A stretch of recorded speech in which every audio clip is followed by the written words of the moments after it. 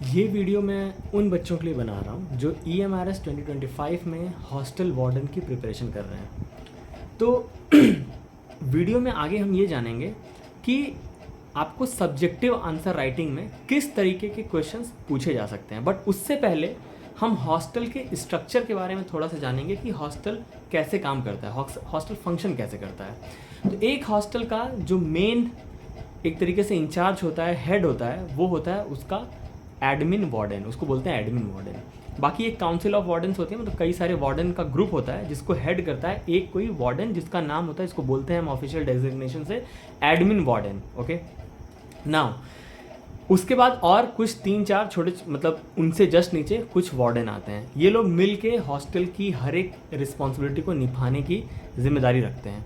इनके अंडर में बहुत सारे स्टाफ, केयर टेकर और MTS स्टाफ होते हैं जिनकी अलग अलग रोल और रिस्पॉन्सिबिलिटी होती है। इनकी भी वैकेंसी टाइम टाइम पे आती रहती है।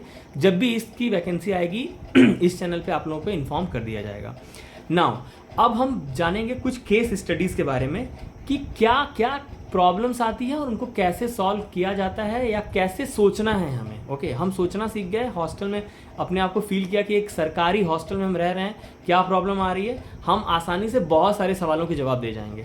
Tier 1 में मैं नहीं एक्सपेक्ट कर रहा हूँ कि इस तरीके का कोई सवाल आने वाला है, लेकिन फिर भी एग्जाम से पहले ये वीडियो Tier 1 वालों को भी देखनी ज़रूरी है जो बच्चे हॉस्टल वार्डन की तैयारी कर रहे हैं। तो सबसे पहला चीज़ पे आते हैं, indiscipline in hostel. Okay, indiscipline से क्या मतलब है कि कोई एक ग्रुप है, ओके, वो डेली रात में जब पढ़ने का टाइम होता है बहुत ही लाउड म्यूजिक बजाना शुरू कर दे रहा है। ओके, ये एक इनडिसिप्लिन का तरीका है। कोई एक ग्रुप है जो कि बाथरूम वॉशरूम में जाके शीशे तोड़ दे रहा है, टैप वाटर तोड़ दे रहा है, पानी लीकेज कर दे रहा है, या फायर एक्सटिंग्विशर निकाल के खेलना शुरू कर दे रहा है। ओके, तो ये सब इनडिसिप्लिन है। अगर इस तरीके की कोई वाकया, कोई चीज़ सुनने को मिलती है एज ए एडमिन वार्डन, तो हाउ, या एज ए वार्डन, तो how you are going to solve the problem, आप प्रॉब्लम को कैसे सॉल्व करने वाले हैं, इस बारे में आपको सोचना है। सबसे पहले इन सभी प्रॉब्लम्स के भी मैं आपको टॉपिक बता रहा हूँ। इस पर एक डिटेल वीडियो Tier 2 की तैयारी के टाइम पे मैं बना के पूरा बताऊंगा कि हमें कैसे लिखना है, कैसे इन क्वेश्चंस को अप्रोच करना है। But right now we are going to focus on the problems which came in the hostel. Okay, तो पहली चीज़ होगी इनडिसिप्लिन हॉस्टल।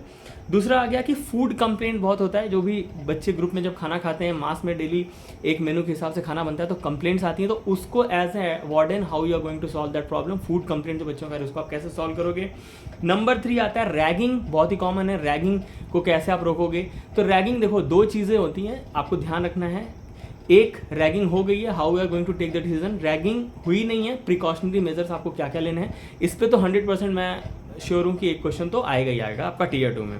ठीक है, डिटेल में बात करेंगे कि कैसे इस पे हमें राइटिंग करनी है। ओके, लेट नाइट आउटिंग, बहुत सारे बच्चे हैं जो कि लेट नाइट हॉस्टल से बाहर निकल जाते हैं, उनका पता नहीं वो कहाँ है, सब लोग परेशान हैं। तो इन चीज़ों को हम कैसे रोकेंगे, ये भी एक प्रॉब्लम है।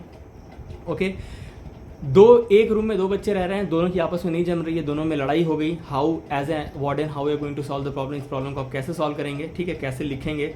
ओके, इसके बाद आते हैं कि कोई इमरजेंसी मेडिकल इशू आ जाए किसी बच्चे को रात में 2 बजे, कुछ उसको पेट में प्रॉब्लम हो जाए, कुछ हो जाए, तो आप उस बच्चे के लिए या हॉस्टल में कौन कौन सी व्यवस्थाओं को दुरुस्त रखेंगे, तैयार रखेंगे, कौन जिम्मेदार लोगों को रखेंगे जो ये सारी चीज़ें हर एक बच्चे के लिए हैंडल करेंगे, हर एक बच्चे के लिए देखेंगे। ओके, किसी बच्चे को कोई हॉस्टल की प्रॉपर्टी है जिसको बच्चा मिसयूज़ करते हुए पाया गया, कोई टेबल है, चेयर है, वो तोड़ दिया, आप कैसे इसको मैनेज करेंगे। ओके, ये एक बहुत बड़ा नंबर है। हॉस्टल डिपेंड करता है प्रॉब्लम्स की, हॉस्टल में रहने वाले बच्चों की संख्या कितनी है, उनका नंबर कितना है। अगर 100, 200, 300 बच्चों का हॉस्टल है तो वहाँ की प्रॉब्लम्स अलग हैं, और अगर 500, 1000, 2000, 3000 संख्या वाला हॉस्टल है तो वहाँ की प्रॉब्लम्स अलग हैं।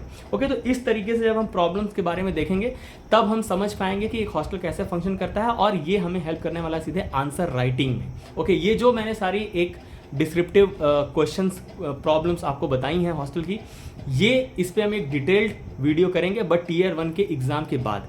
Tier 1 के एग्जाम से पहले आपको इतना पता रहे, ये इंपॉर्टेंट है। मिलते हैं अगली वीडियो में, तैयारी करते रहिए, चैनल के साथ बने रहिए।